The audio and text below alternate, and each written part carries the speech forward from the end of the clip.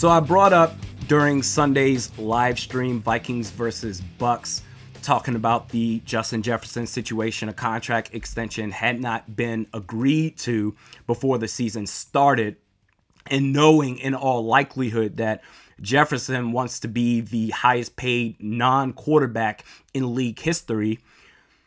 Before last week, you're talking about surpassing Aaron Donald's contract with an average annual value of about $31.7 million per year. However, after last week, that number has bumped up about $2.5 million annually, because you now have to pass Nick Bosa's contract, $34 million per year. And I understand the concept that the longer you wait, the more expensive that Jefferson is going to be. However, in this instance, I can't think of another player right now that's up for that type of extension. Highest paid non-quarterback in league history. I can't think of anyone but Jefferson. He's going to be the next one. So technically, the Vikings do have time on their side. They're in a good spot. From a fan's perspective, it's a bit frustrating because the fact that this is dragged on as long as it has, but also we just want assurances. We want to know that beyond the fifth-year option that Jefferson is going to be a Minnesota Viking for years to come.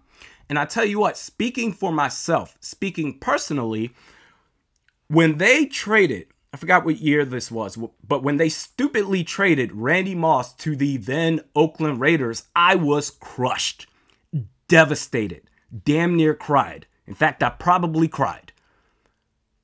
I just never want to see that happen again. Randy Moss, the best receiver in the league at the time. We have the best receiver in the league again right now.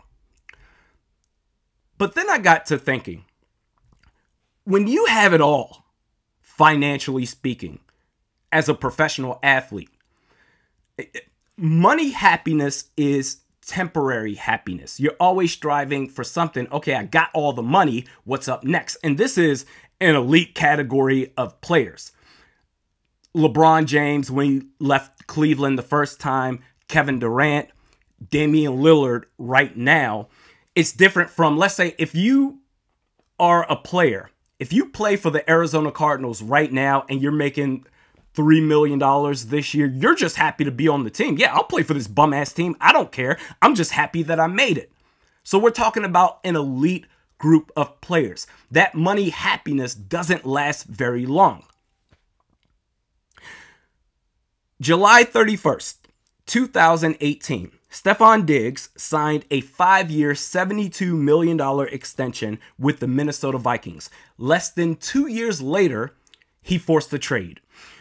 The way he went about it, it was childish, super immature, and I was so disgusted at the time where I'm like, all right, all the great memories of him in purple are erased out of my brain. You're just some dude that used to play for the Vikings at some point in time. However, the root cause behind why he did what he did, I totally understand it. In fact, he spoke on it after the fact, saying, and I'm paraphrasing, that the former head coach just wanted to focus on running the ball, and that was not beneficial for me and my career. So, peace. I understand it. It's not about the money. Not always anyway, because he played on that same contract, Stephon Diggs, before his next extension in April of 2022. What am I getting at? Getting the contract extension for Justin Jefferson is not the end game. He's the most important player in this franchise. You need to do everything possible to keep him happy. What is that? For him, that's winning. He wants to win. This was from Heavy.com a couple of years ago. He was asked, Justin, how does this sit with you to be 1-3 after a 7-9 season last year and so much success in college on a team that won a national championship? How hard is it to go 2 seasons in a row with a tough start? He answered, yeah, it's hard. I'm used to winning. I'm used to just being on that high streak, being one of the top teams. Everything, every loss that we've had so far, it's been on ourselves. We've been killing ourselves, shooting ourselves in the foot. We just have to finish throughout the whole game. This team is very good, and we just have to play through all 4 quarters. He wants to win. He's watched his LSU buddies, Jamar Chase and Joe Burrow, go to multiple AFC championship games and a Super Bowl appearance. Meanwhile, during his time with the Vikings so far, he's been to a playoff game. Last year, a wild card matchup versus the New York Giants. You were one and done. This has got to be frustrating for him. You saw that picture of him, the footage of him after Sunday's loss to the Tampa Bay Buccaneers, seething. That man is pissed. The work does not stop at the contract extension. It goes beyond that. You need to put together a winning team. That's what he cares about. Fix the offensive line. For once in your lives, act like you give a damn about the offensive line if you're the Vikings front office. Add more pieces to the defense. Don't screw up the quarterback position post Kirk Cousins. Maybe this isn't a problem. All I'm saying is, if Jefferson were to eventually force his way out via trade, and you're doing what you've been doing this entire time, you have no one to blame but yourselves. And maybe it's not a problem now, but I'm trying to get ahead of it so it doesn't eventually become a problem. Otherwise, you're risking it all. And even hypothetically speaking, say he does force his way out via trade. You could get what?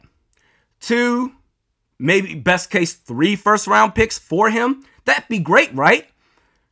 No. I want him to be in Minnesota forever. But even still, 3 first-round picks, that'd be great. With this GM making those selections, making those picks? Hell no. Absolutely not. We need a new GM at that point because Kwesi Adolfo-Mensah, the way his analytical mind works, this dude would trade back in the first round for a Swiffer wet jet. No. Keep him happy. That is the priority, not just the money.